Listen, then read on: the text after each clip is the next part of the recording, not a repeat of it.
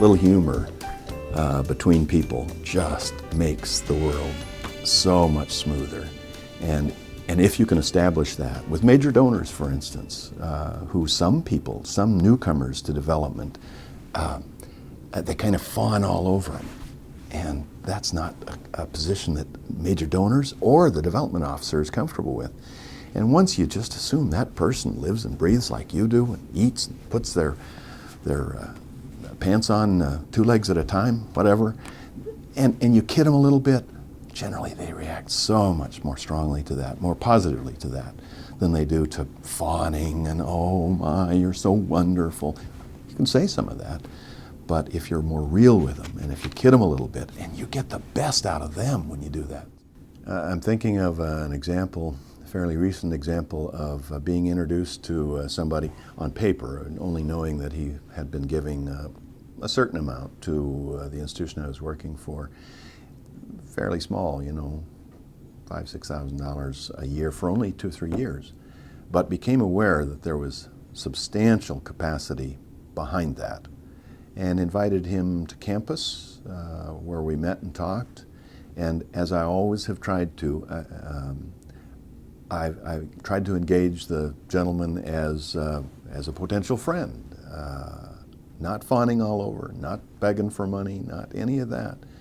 Matter of fact, we got to the subject of age. He told me he's approaching his 90th, and I kidded him a couple of things on that. One, my own mom died about a year ago.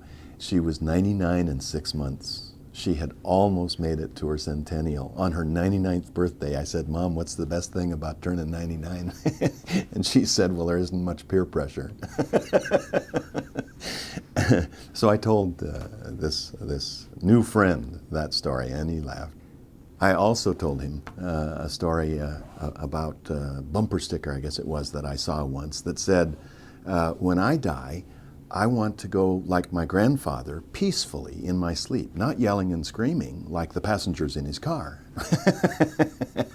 And if you approach age that way with a light heart, and not, "Oh yes, yeah, well, we practice the football techniques in planned giving. You will kick off, we will receive." You know, there's no point to getting morbid about it. We're all going to be there someday.